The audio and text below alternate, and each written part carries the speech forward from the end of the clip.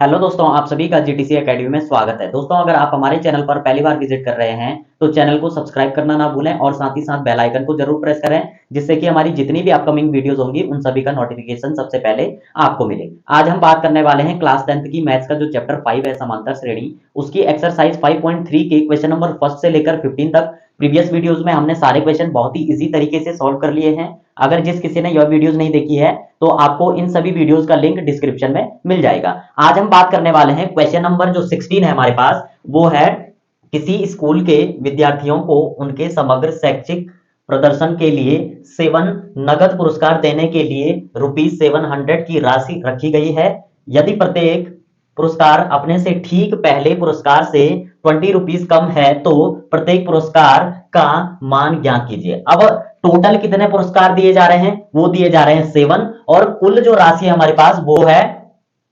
700।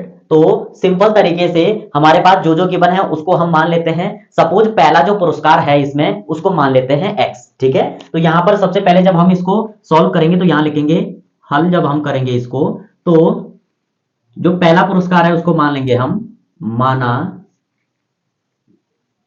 पहला पुरस्कार। पहला पुरस्कार इसको मान लेते हैं हम ₹x, ठीक है। अब सिंपली पहला जो हमारा जो है पुरस्कार उसको x मान लिया। कुल पुरस्कार कितने हैं तो यहां लिख देंगे कुल जो पुरस्कार हैं जो दिए जा रहे हैं वो है हमारे 7 और जो कुल राशि है वो कितनी है 700। तो यहां लिख देंगे कुल जो राशि है हमारे पास वो क्या है 700। अब जो है स्टेटमेंट में क्या कह रहा था कि जो हमारे पास पुरस्कार हैं तो उसके लिए कह रहा था यदि प्रत्येक पुरस्कार अपने से ठीक पहले पुरस्कार से 20 कम है, यानी कि सपोज ये जो पहला पुरस्कार है उससे आगे वाला जो पुरस्कार है उससे 20 कम है। कैसे? यहां जब मैं आपको यहां बोर्ड पे जो है रिप्रेजेंट करवाऊंगा तो आपको समझ में आएगा कैसे। सपोज हमारा जो है पहला पुरस्कार है x, ठीक है, प्लस दूसरी चीज स्टेटमेंट में क्या कह रहा है कि प्रत्येक पुरस्कार अपने से ठीक पहले, यानी कि अगर मैं x-20 लिखता हूं, अब देखिए यहां पे अब आपको समझ में आ जाएगा कह क्या रहा है क्वेश्चन। तो क्वेश्चन कह रहा है कि प्रत्येक जो पुरस्कार है अपने से ठीक पहले पुरस्कार से 20 कम है, तो यानी कि अपने से ठीक पहले जो पुरस्कार है उससे 20 कम है, ठीक है। सिंपली पहला ये हो जाएगा। तो इसी प्रकार से इस क्रम में ये आगे बढ़ते जाएंगे और 7 जो क्रम आएगा वहां तक हम इसको निकाल देंगे। तो पहला क्रम ये हो गया, पहला पुरस्कार, दूसरा पुरस्कार और तीसरा जो पुरस्कार होगा वो होगा x-40। चौथा हो जाएगा हमारे पास प्लस x-60 और अगला हो जाएगा x-80 एंड नेक्स्ट हो जाएगा x-100 एंड लास्ट सातवां जो पुरस्कार होगा वो होगा हमारे पास x-120 is equal to total कितने पुरस्कार की जो राशि है वो कितनी है 700। तो इज इक्वल टू कर देंगे 700। अब यहां पर सब ब्रैकेटों के बाहर जो है सिंबल अलग है, यानी कि प्लस का है सिंबल, अंदर जो है माइनस है और बाहर प्लस है, तो प्लस माइनस का माइनस हो जाएगा। तो ये ब्रैकेट सारे हमारे खुल जाएंगे। तो यहां लिख देंगे x plus x-20 plus x-40 plus x-60 plus x-80 plus x-100 plus x-120 is equal to हो जाएगा हमारे पास 700।